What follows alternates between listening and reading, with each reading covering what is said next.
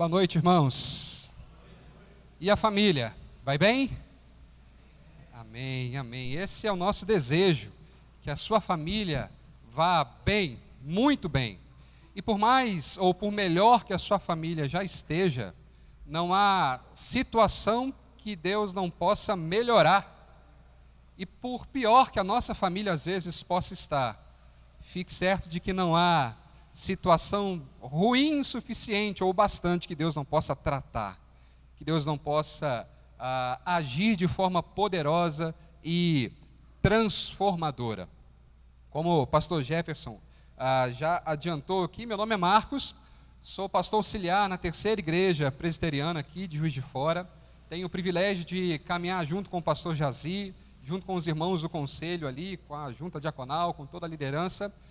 Tenho tido o privilégio de crescer com eles ali. O pastor Jazi é um mestre e tenho certeza que muitos de vocês o conhecem. Então tem sido uma caminhada muito boa desde que nós chegamos ali. A nossa família tem sido muito bem tratada, muito bem. Nós somos muito abraçados ali, do mesmo jeito que vocês são abraçados aqui pela primeira igreja. Semana passada, ganhei até essa camisa, gente, camisa bonita, de um membro lá da minha igreja.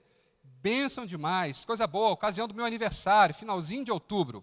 Se você não deu o seu presente, não lembrou, não sabia, estou aceitando presente até outubro do ano que vem, tá bom? Pode dar tranquilo, porque outubro depois a gente recomeça o ciclo e aí, só que eu estou trocando, como o pastor já adiantou aqui, estou trocando presente por fralda.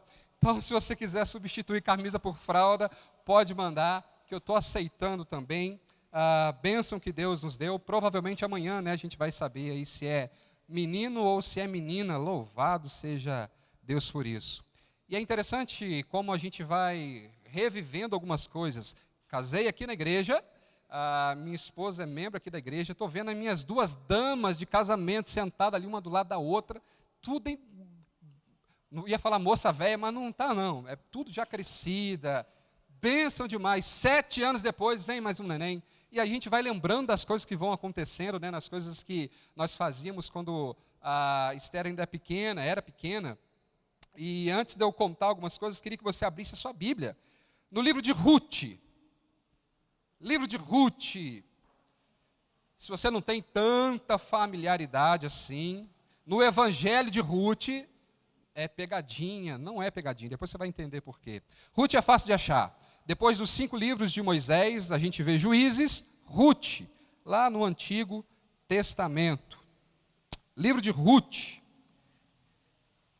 E aí, lembrando de algumas coisas que nós fazíamos quando a Esther era pequena, uma dessas coisas é que ela sempre gostou muito de história, e a gente sabe, principalmente quando a gente é pai de menina, ou mãe de menina, ou vó de menina, que as meninas gostam muito dessas histórias de príncipes e princesas.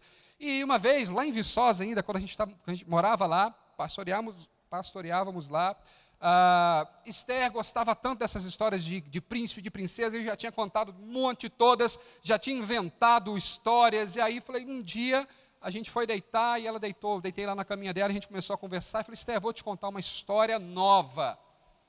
Sabia que Jesus é um príncipe? Pensei na minha cabeça. Se C.S. Lewis pode, com Crônica de Nárnia, eu também posso. Mas tem um pequeno detalhe, talento. E aí eu inventei uma história, na verdade me apropriei, dizendo para ela, olha, contei uma história. Há muito, muito tempo atrás, havia um rei. E esse rei criou um reino, e nesse reino ele colocou ali sua noiva. E comecei a contar para ela, em outras palavras, de uma linguagem fácil, para que ela pudesse entender a história da salvação. E que essa noiva, criada por Deus, que vivia nesse reino bom, bonito, um dia caiu. Teve as suas vestes sujas, e tudo de ruim aconteceu com ela por causa dessa queda. Contei a história de que o príncipe veio.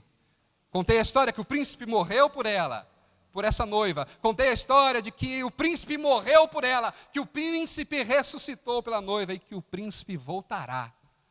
Num cavalo branco e com tatuagem, depois rei dos reis, senhor dos senhores. Para resgatar a sua noiva, e no final disse, olha, essa noiva é a gente. Essa noiva somos nós. E um dia nós viveremos de fato um verdadeiro feliz para sempre. E é verdade, se a gente parar para pensar um pouquinho na história da Escritura, na grande narrativa, parece um conto de fadas. Mas não é um conto de fadas, essa é a grande história que abraça todas as outras histórias que existem. E a gente precisa entender, olhando para a Escritura Sagrada, que o texto que nós lemos, não aqui apenas em Ruth, mas em toda a Bíblia, conta essa grande história, essa macro história, a história da redenção. Mas por que eu estou dizendo isso? Porque normalmente, quando nós falamos, abra sua Bíblia em Ruth, vem à sua mente um texto específico. Normalmente, Ruth faz parte daquela galeria de histórias que nós, de alguma forma, estamos viciados e nos lembramos de elementos muito específicos e, às vezes, periféricos e esquecemos do que é essencial. Quer fazer um teste comigo? Quando eu pergunto para você, Davi, história de Davi, o que você lembra? Golias, né? Essas máscaras dão complicado, né? Quando eu falo para você, Daniel, de quem que você lembra? Do leão, Moisés, Mar Vermelho, as pragas, e por aí vai, Jonas, do peixe, não é? Da baleia, do peixe. E a gente lembra desses elementos do cenário, daquilo que é periférico, e a gente às vezes esquece do que é essencial. E o livro de Ruth, quando nós lemos aqui, a gente vai entender que ele vai muito além daquele versículo, se eu não me engano, versículo 16, que está expresso em vários convites de casamento, inclusive o meu. Vou ler para você lembrar. Ruth, capítulo 1, versículo 16, diz assim: não me instes para que te deixes, e me obrigues a não seguir-te. Aí vem a parte do casamento, né? Porque onde quer que fores, irei eu. Onde quer que pousares, ali pousarei eu. O teu povo é o meu povo, o teu Deus é o meu Deus. Bonito demais. Vários convites de casamento, inclusive o meu, como eu disse. Agora, o difícil é bancar o 17. Olha só. Aonde quer que morreres, morrerei eu. E aí serei sepultada. Faça-me o Senhor o que bem lhe aprouver, se outra coisa que não seja a morte me separar de ti. Aí é complicado, né? É difícil, porque a gente sabe que casamento é até que a morte nos separe. Até que a morte nos separe. É difícil a gente bancar, às vezes, esse texto. Mas o livro de Ruth está aqui nas Escrituras muito mais do que para falar de um relacionamento bonito de Ruth e Boaz. Muito mais do que para falar de um relacionamento de aliança, de fidelidade, de pacto de Ruth e Noemi, sua sogra. O livro de Ruth está aqui para nos falar sobre essa história da redenção. E a gente tem dito lá na terceira igreja, a gente tem falado isso algumas vezes, que é extremamente necessário a gente às vezes desalegorizar algumas passagens e entender que a Escritura fala muito mais, ou que existe evangelho além do peixe de Jonas, além do mar vermelho de Moisés, além do Golias de Davi, além dos leões de Daniel, existe evangelho ali. Nós não somos gnósticos achando que a salvação vem pelo conhecimento, mas nós precisamos entender o evangelho por trás do cenário ali. O que está de fato sob a luz do palco. A gente precisa entender o evangelho. Quando a gente tem isso na cabeça, a gente entende sim que o livro de Ruth é uma linda história de amor e de graça. De um casamento muito mais bonito do que os casamentos Disney. Mas a história de Ruth nos fala de recomeço, de uma aliança, de um casamento, não apenas de Ruth e Boaz, mas tipologicamente de Cristo e a sua noiva. E agora sim, queria que você lesse comigo. Ruth, capítulo 1. Nós vamos ler só os 6 primeiros versículos nessa noite. Ruth, capítulo 1, versículos de 1 a 6. Eu vou ler e peço que você, por favor, acompanhe. Diz assim: nos dias em que julgavam os juízes, houve fome na terra. E um homem de Belém de Judá saiu a habitar na terra de Moabe com a sua mulher e seus 2 filhos. Este homem se chamava Elimeleque, e sua mulher Noemi. Os seus filhos chamavam Malom e Quilion, efrateus de Belém de Judá. Vieram à terra de Moabe e ficaram ali. Morreu Elimeleque, marido de Noemi, e ficou ela com os seus 2 filhos, os quais casaram com mulheres moabitas. Era o nome de uma Orfa e o nome de outra Ruth. e ficaram ali quase 10 anos.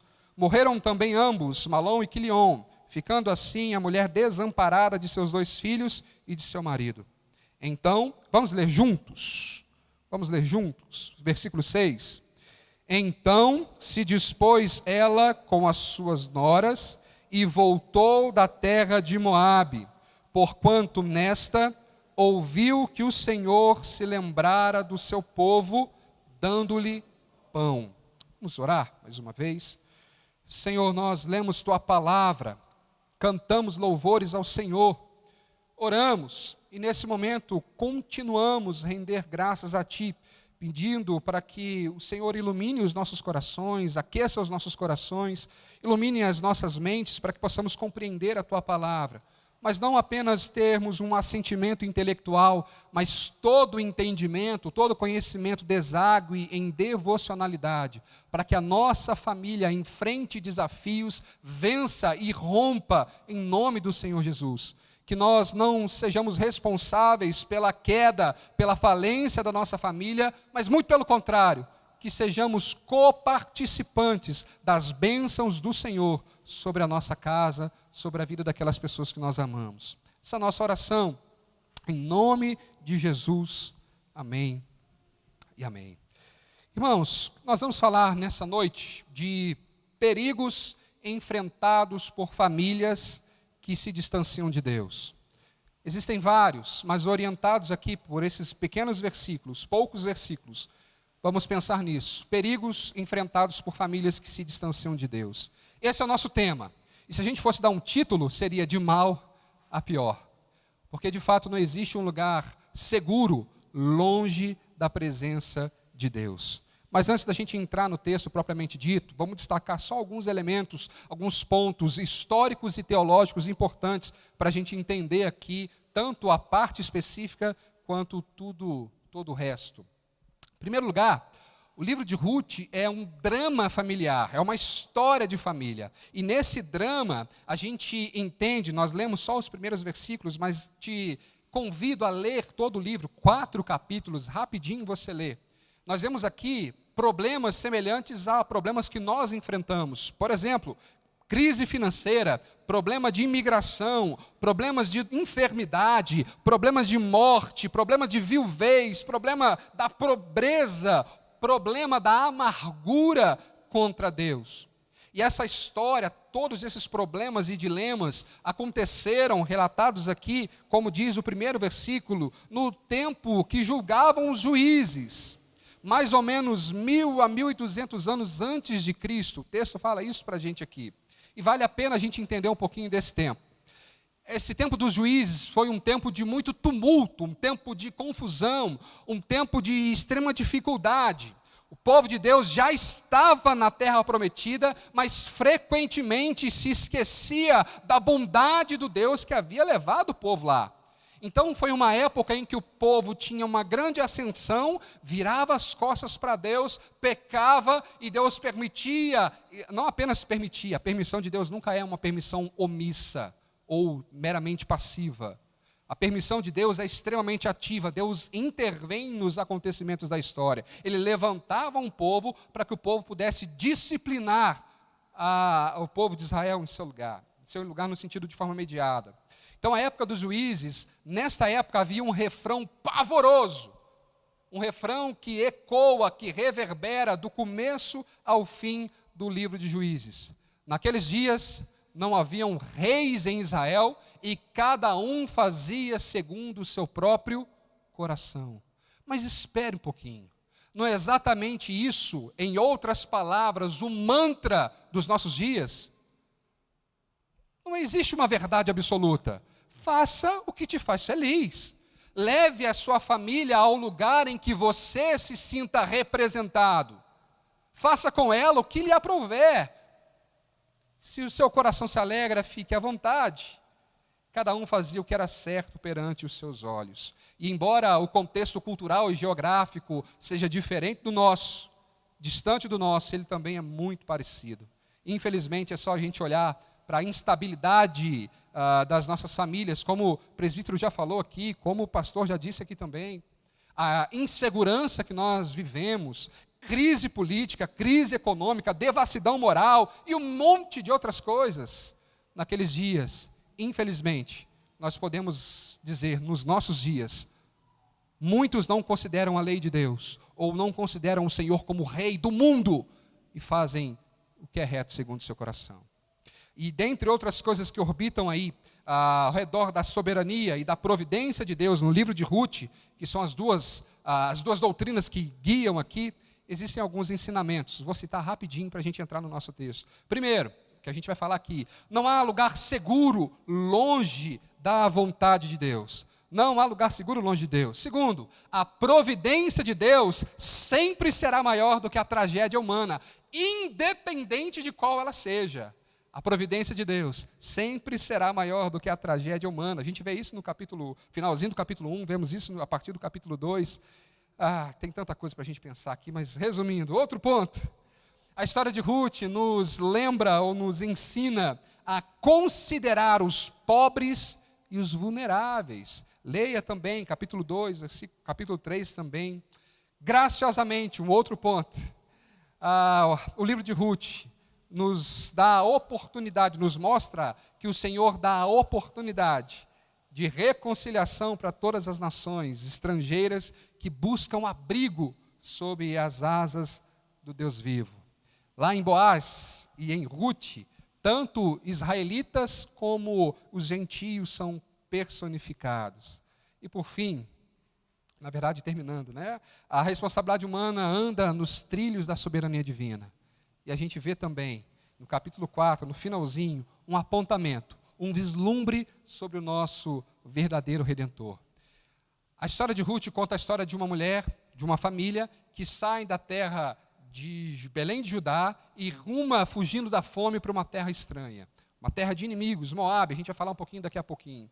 E aí, nessa terra, os homens da família morrem e as mulheres tomam decisões. 2 resolvem ir para Judá, para Belém, e uma resolve voltar para Moabe. Lá em Israel, lá em Judá, encontra um parente próximo, Boaz, que aparece no capítulo 2, que é o resgatador, que aparentemente é o herói da história. E segundo a lei lá do Levirato, capítulo 17 de Levítico, o resgatador, aquele que poderia mudar a história da família, tinha que ser um parente próximo, tinha que ter recursos para redimir, ou seja, pagar o preço de resgate, prover sustento para aquelas pessoas de uma vida nova e querer redimir essas pessoas.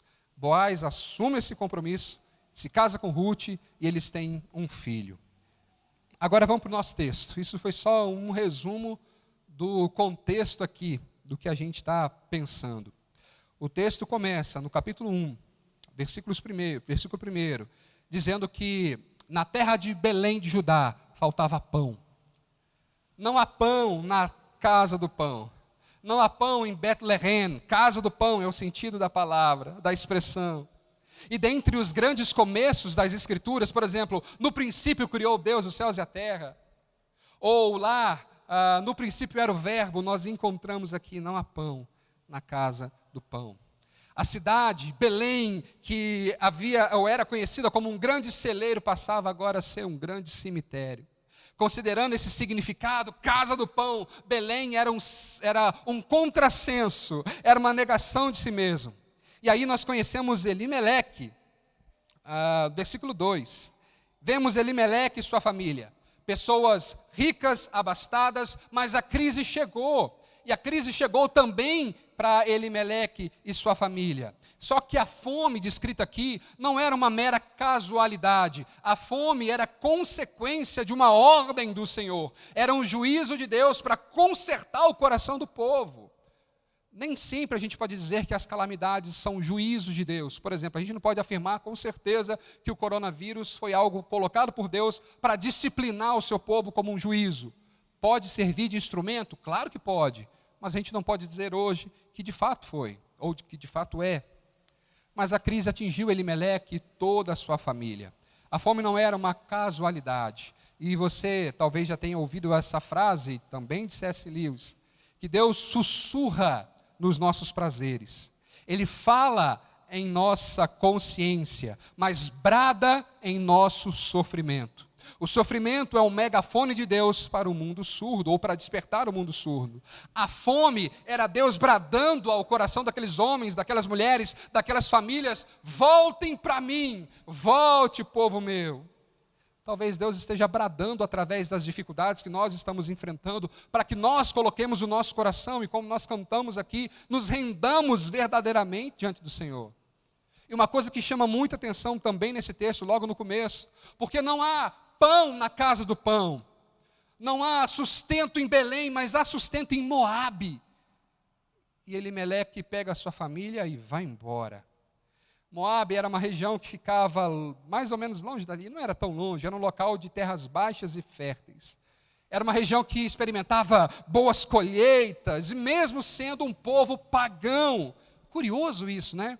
Às vezes a gente olha para uma família que não é cristã, uma família que não tem compromisso com o Senhor e vê: poxa vida, como eles estão prosperando tanto, e a minha vida e a minha família que teme ao Senhor, que se entrega, que ora, e a gente está passando tanta dificuldade. Irmãos, pela graça comum, pessoas que não fazem parte do pacto experimentam bênçãos temporais, às vezes com maior intensidade do que o povo de Deus. Mas isso não significa desfavor de Deus para com a sua igreja, para com o seu povo. Isso evidencia a bondade extrema do Senhor em cuidar daqueles que até mesmo rejeitam. Muitas vezes a gente não pensa assim, mas a Bíblia é clara. Deus faz chover sobre justos e injustos. E no final das contas, essa bênção sobre os ímpios acaba servindo para a sua maior condenação, porque eles recebem de Deus o bem e recusam a adorá-lo. Mas à primeira vista, quando a gente olha o que aconteceu aqui, parece que a escolha de Elimeleque foi uma boa escolha. Se a gente está falando de desafios que famílias enfrentam quando fogem da presença de Deus, poxa vida, pastor, eles estão fugindo da fome. Qual é o problema disso? E o verbo usado aqui pelo autor, no texto aqui, saiu, indica uma mudança temporária, algo que seria passageiro, não era uma mudança para sempre. A priori, Elimeleque não queria morar para sempre em Moabe, ele não queria deixar o povo de Deus na terra dada por Deus de uma forma permanente, ele queria só resolver o seu problema, resolver temporariamente o seu problema. Mas será que ele está fazendo errado? Será que a gente também não pensa assim? Ah, Senhor, espera aí só um pouquinho, eu vou resolver o meu problema de uma forma temporária, vou dar o meu jeitinho, depois eu volto para o Senhor. Depois eu vejo qual é a vontade do Senhor para a minha vida. Qual é o problema disso? O problema é que não há lugar seguro longe de Deus. A fuga de Elimeleque para Moabe é injustificável. Ah, Moabe tem pão, mas ficava numa região, ou era um povo que era extremamente inimigo de Deus, além de idólatras.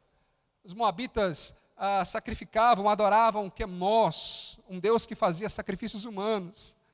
Os moabitas já haviam dificultado o caminho do povo de Deus várias e várias vezes. Balaão, lembra daquela história do anjo lá, que apareceu para o jumento de Balaão? Havia sido contratado pelos moabitas para amaldiçoar Israel. Sabe como o povo moabita nasceu? Do incesto de Ló com suas filhas. Se aliar com os moabitas não era uma boa opção. Não havia uma boa opção, não era uma boa opção. Moabe deveria trazer à mente de Elimeleque escassez, ou associação à escassez. Não a socorro, não a fartura, mas lá vai Elimeleque. Moabitas não eram auxiliadores, eram adversários. E nós repetimos os erros de Elimeleque quando nós olhamos para a nossa família. Quando a fome vem, quando as dificuldades vêm, quando os terrores e temores vêm, nós buscamos refúgio às vezes longe do Senhor. Ou pensamos que a mão de Deus nos será insuficiente, e aí a gente recorre a um monte de outras coisas. E aí muita gente busca agiota, e aí muita gente busca conselho de coaches, conselhos de youtubers, conselhos de outras pessoas alheias à vontade do Senhor. E aí o casamento vai mal, pessoas procuram a solução em casos extraconjugais, a família não está bem, as pessoas abandonam o lar, partem para um relacionamento aberto. A família não está legal, e aí as pessoas procuram, ou o jovem, está difícil de arrumar um namorado, crente, legal, vai para o tal do Tinder.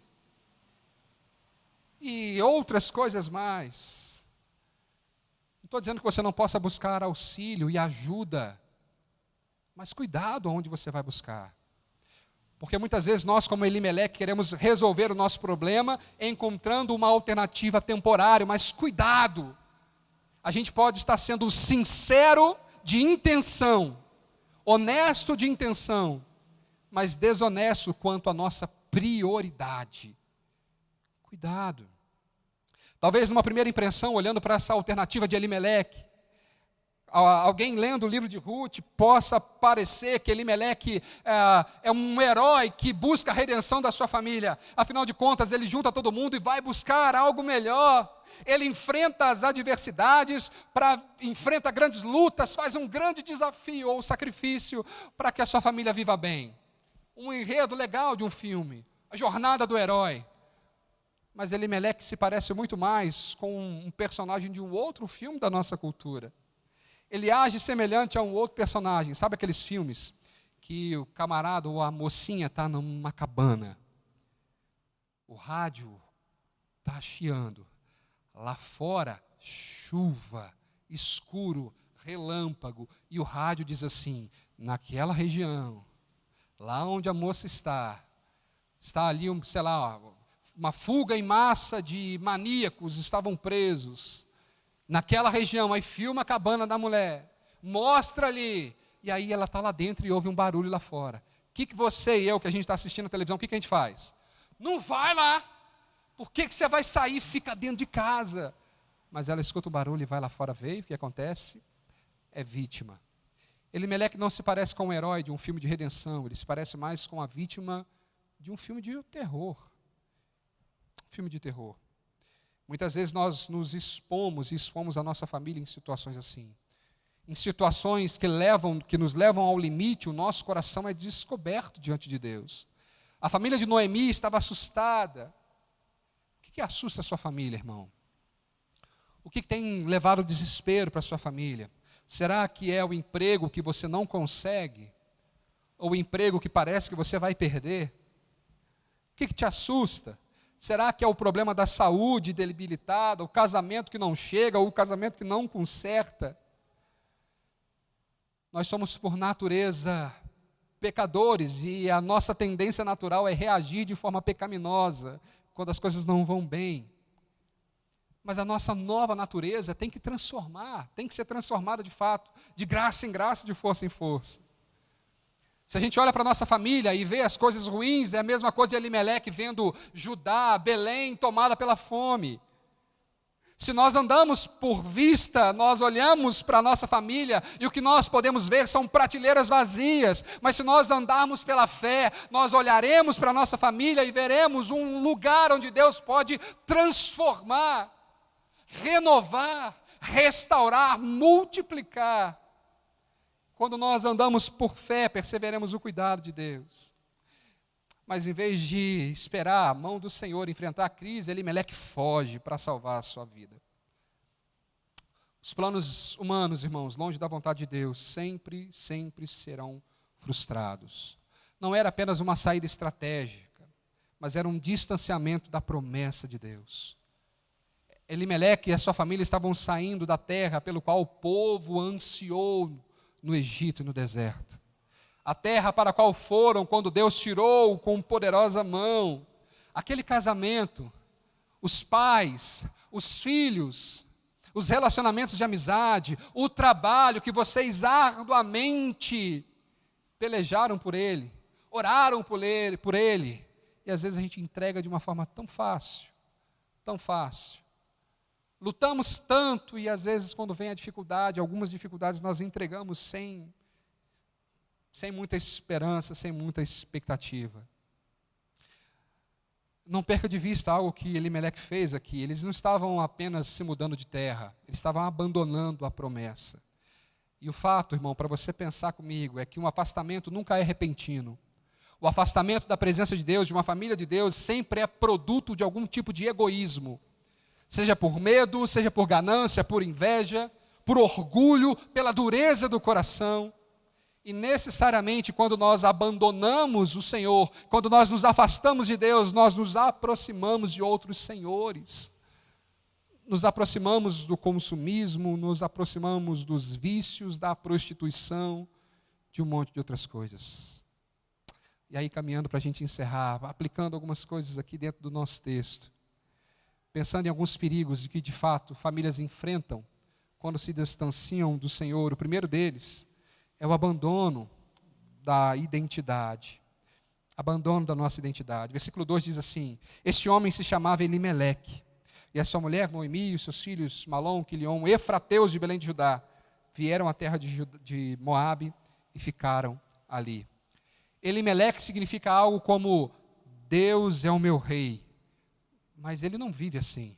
Ele, infelizmente, age como alguém que não confia no poder do seu rei, no cuidado do seu rei. Ele prefere agir de forma diferente. Elimeleque é um crente, mas age como um ateu na prática. Ele vai lá, conduz a sua família segundo a sua vontade para uma terra distante da vontade de Deus. E se na sua Bíblia tiver ainda aqueles mapinhas, como nas antigas tinha, o senhor vai ver que de Judá para Moabe, sabe por onde Elimeleque e sua família passaram? Jericó. Imagina você passando por Jericó, conhecendo a história de Jericó. Quando a gente vai viajar em algum lugar, para algum lugar, a gente vê algo histórico, algo que aconteceu, a gente fica, poxa, imaginando como seria. Eles passaram por Jericó e viram fisicamente o que Deus é capaz de fazer. E mesmo assim, isso não foi capaz de quebrantar o coração deles.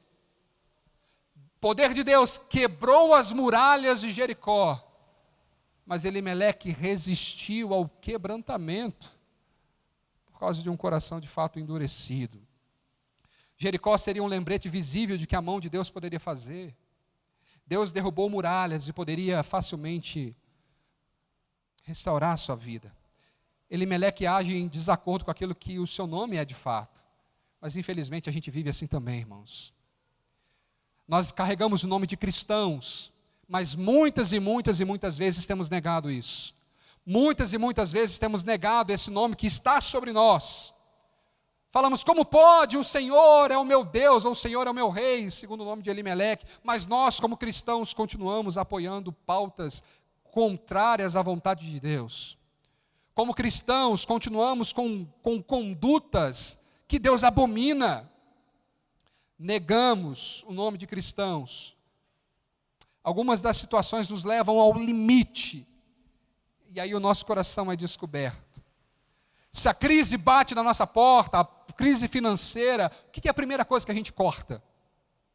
Ou somos tentados a cortar? Às vezes o dízimo, às vezes o apoio aos missionários, provavelmente alguma coisa relacionada ao reino de Deus. Provavelmente. Infelizmente é assim. Se o casamento não chega ou vai mal, o que a gente faz? Gente, não, o pessoal lá faz. Procura auxílio em outras coisas. Porque no fundo, você e eu, nós queremos resolver o problema da nossa forma. Nós queremos autonomia, nós queremos uma lei que sirva só para a gente. Cuidado. O problema não está lá só lá atrás. Pecado não é pecado só na vida do outro. Na família do outro, pecado é pecado quando a gente pratica também.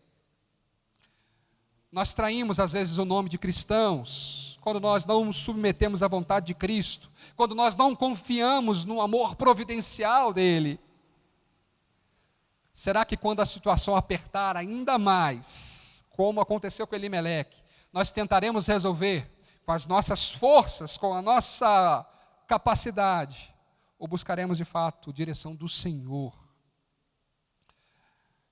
Quando a gente abandona o Senhor e tenta resolver, mostra que nós não confiamos de fato de verdade. Eu sei que é difícil confiar, mas a nossa paciência se vai muitas vezes de uma forma muito fácil. Li certa vez, não me lembro aonde agora, que o problema que a gente tem não é que às vezes Deus demora a responder. Um dos problemas que temos é que nós desistimos rápido demais de coisas importantes demais. Desistimos rápido demais de coisas importantes demais. Não há vida para o povo de Deus em Moabe. Não há vida para a sua família longe do povo de Deus. Não há vida longe do Senhor. Ah, mas a vida lá fora é mais fácil do que a vida ali aqui dentro. Não se engane, irmão. Mesmo que a vida junto do povo de Deus pareça loucura ou ruim aos olhos do mundo, a vida aqui dentro é muito mais abundante na limitação do amor do que lá fora com uma suposta liberdade. Cuidado. Em segundo lugar, afastar-se de Deus também nos leva a fazer concessões perigosas. Concessões perigosas. Ao se mudar para Moabe, Elimeleque expõe seus filhos ao perigo do casamento misto ali. A lei de Deus ela era clara, não casem fora do povo de Israel. Você consegue imaginar esse negócio? Elimeleque leva os seus filhos para lá, muda, tudo bem, eles crescem e os meninos veem mulheres bonitas ali em Moabe. E eles desejam se casar com aquelas mulheres. Eles chegam para os seus pais e dizem, olha, a gente quer casar com as moabitas. Elimeleque vai dizer, não, não pode, porque há uma lei. Deus diz, não case. Aí os filhos poderiam ter falado, mas espera aí. Nós não estamos mais em Israel. Cuidado, porque nós começamos a fazer algumas concessões dentro da nossa casa, relativos à nossa fé, e que lá na frente isso vai ter um custo muito alto, muito alto. Não negocie princípios, por menor que aparentemente eles sejam. Formas, algumas são adaptáveis. Princípios são inegociáveis. Inegociáveis. Mulheres moabitas não eram boa coisa, como a gente já falou aqui. Não era boa ideia. Tudo que está fora da lei de Deus não é exceção, é pecado. Não existe exceção à lei de Deus. Lá fora, o que foge à regra é uma exceção. Diante do Senhor, o que foge à regra é pecado. E não há outro nome para isso. Não negocie. Não relativize o problema do pecado. Afastar-se de Deus nos leva a fazer concessões perigosas. Pequenas relativizações dentro da nossa família abrem grandes espaços para o pecado. Cuidado, isso na área sexual. Irmãos, pecado na área sexual não é só quando a menina engravida, ok? Pecado de infidelidade não é só quando o cônjuge infiel é descoberto. Furto ou roubo não acontece só quando fere ou quando não fere o princípio da insignificância ou bagatela. Cuidado. Traição não é só infidelidade conjugal. Não abra mão de princípios. Afastar-se de Deus pode te fazer concessões perigosas. Terceiro ponto. Cuidado com o descaso ou o perigo do descaso do relacionamento com Deus. Quando uma família se afasta de Deus, o relacionamento com Ele, claro que é fragmentado. Diferente de hoje, nos tempos lá de Ruth, quando a adoração era centralizada ao povo de Israel, estava ligado ainda a um lugar específico. Naquele tempo era importante estar perto do povo de Deus, perto da terra prometida, para ter acesso às festas, para ter acesso aos cultos, para ter acesso ao sistema sacrificial dos sacerdotes. Irmãos, não havia adoração a Yahvé em Moabe, não há adoração ou relacionamento com Deus fora da igreja, fora da presença dEle. Não esqueça da singularidade de Deus. Não coloque o Senhor, Deus das Escrituras, ao lado do consumismo, ao lado de tantos outros deuses que tentam colocar para a gente aqui. Todos os caminhos não levam a Deus. Na verdade, levam a Deus como juiz, já disseram isso, né? Mas se existe um que leva a Deus como Pai. Cuidado com isso. Não esqueça da singularidade de Deus. Não havia adoração a Yahvé em Moabe. Lá não tinha tabernáculo por perto. Lá não tinha ninguém adorando e cantando as maravilhas de Deus. Famílias distantes de Deus enfrentam o perigo de esquecerem da adoração. Perdem o desejo de adorar o Senhor. Perdem a prática de adorar o Senhor. Cuidado. Se Deus não for mais digno do nosso rosto em terra, Ele não será mais o centro da nossa vida. Ele não será mais o centro das nossas decisões, da nossa família, da nossa esperança. Se Deus não for o centro da nossa adoração, Ele não será mais o nosso centro ético, não será mais o nosso centro moral, o centro da nossa educação, da nossa justiça. Não se engane, a gente vive de acordo com aquilo que nós adoramos. Último ponto. o último desafio aqui, ou o perigo de uma família que se distancia de Deus, é o perigo da amargura e da morte. O versículo 5 vai dizer que morreram também os filhos de Noemi. Ficou assim aquela mulher desamparada de seus 2 filhos e de seus maridos. Ao longo do texto, a gente vai vendo que Noemi, a mãe, a mulher de Elimeleque, vai dizer que ela estava extremamente amargurada, amarga, no versículo 21. No versículo 20 vai dizer assim: não me chameis Noemi, chamai-me Mara, porque grande amargura que tem me dado o Todo-Poderoso. Ditosa parti, porém o Senhor me fez voltar pobre. Porque, pois, me chamareis Noemi, visto que o Senhor se manifestou contra mim e o Todo-Poderoso me tem afligido? Cuidado. Talvez a amargura do seu coração, a amargura do nosso coração, a amargura do coração da nossa família é fruto de um distanciamento dele. A gente precisa cultivar os nossos relacionamentos. Uma coisa que eu já falei e tenho falado lá na Terceira Igreja também. Muitas vezes a gente negligencia e terceiriza a nossa adoração e o nosso culto a Deus aos pastores, ao ministério de louvor. De segunda a sábado a gente não ora, a gente não lê a Bíblia, a gente não tem um tempo devocional e domingo a gente quer que aconteça o Pentecoste no altar. A gente terceiriza a espiritualidade, a gente diz, nossa, a igreja está muito fria. O culto está muito assim. Tá. A pergunta que eu faço para algumas pessoas que eu já conversei é, você tem orado? Você tem lido a Bíblia? Você tem tido um tempo de oração ao Senhor? Ou você está esperando que no domingo o pastor Jefferson faça chover? Bênçãos aqui, pastor Eloy, ministério de louvor. Nossa, o louvor hoje foi muito frio. Espera aí. Será que realmente quem está aqui, o problema está aqui ou o problema está aqui? Sabe aquela planta? Às vezes a nossa família é assim também.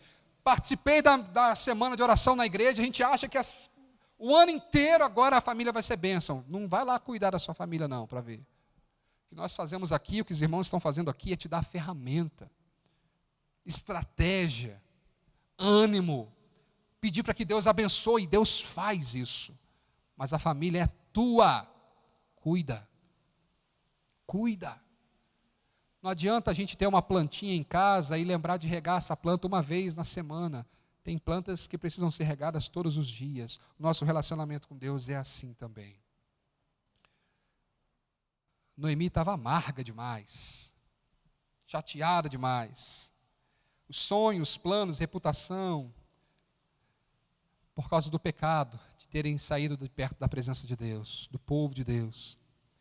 Irmãos, dificilmente o pecado é estéril, na verdade quase nunca.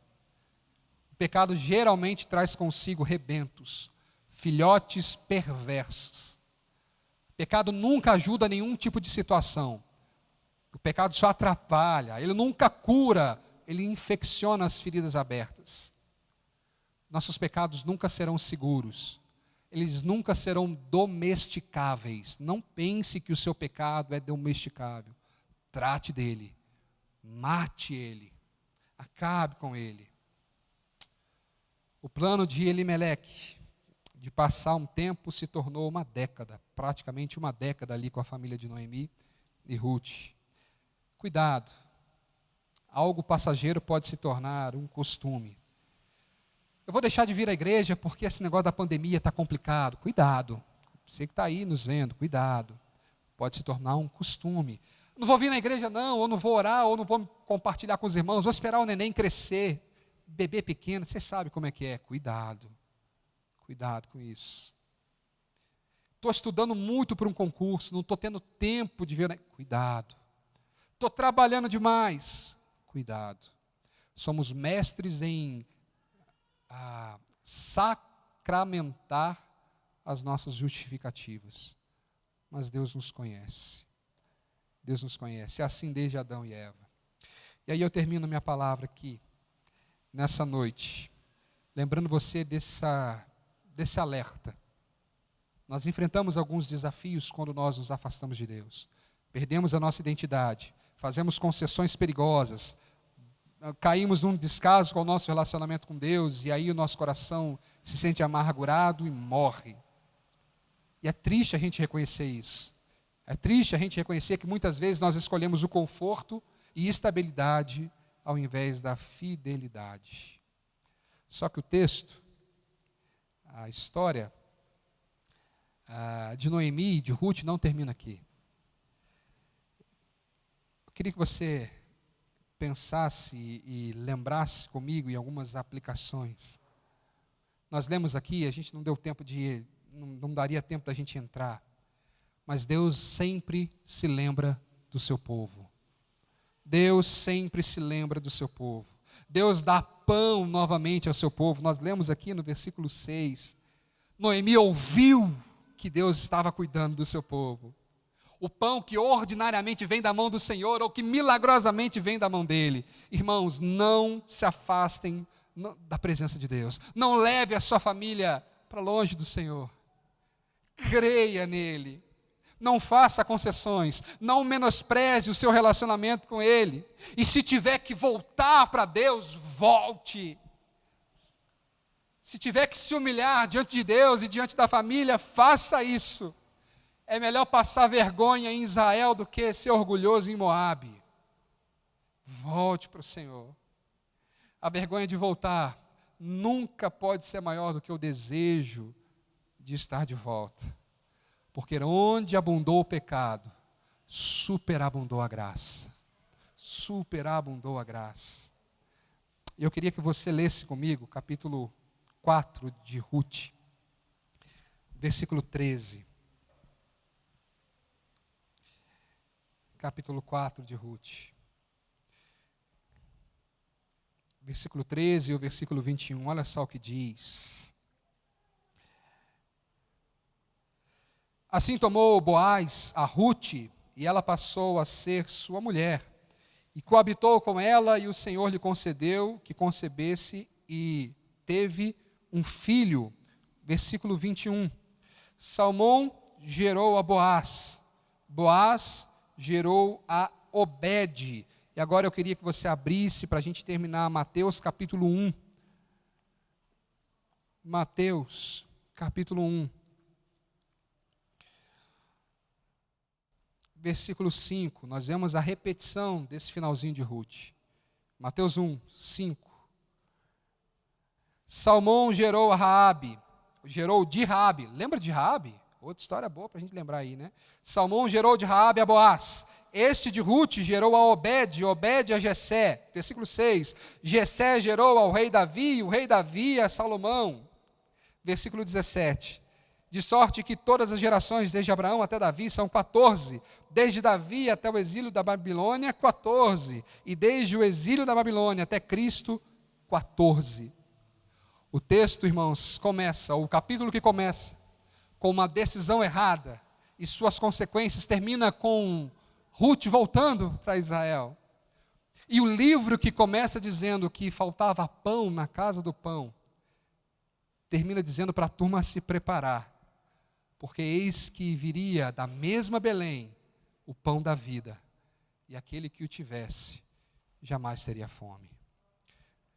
Que o Senhor restaure as nossas famílias, que o Senhor restaure as nossas vidas, que o Senhor mude as nossas percepções, que a gente entenda que se distanciar do Senhor nunca é um bom negócio, pelo contrário. Que o Senhor continue cuidando de você. E que você se lembre dele como aquele cuja providência cuida e vai além das nossas tragédias. Queria te convidar a se colocar de pé para nós orarmos. Passei um pouquinho de tempo, me perdoem. Para a gente orar pelos pedidos. Se você ainda quiser trazer algum pedido, ainda dá tempo. Vamos orar agradecendo ao Senhor e pedindo que Ele tenha misericórdia de nós.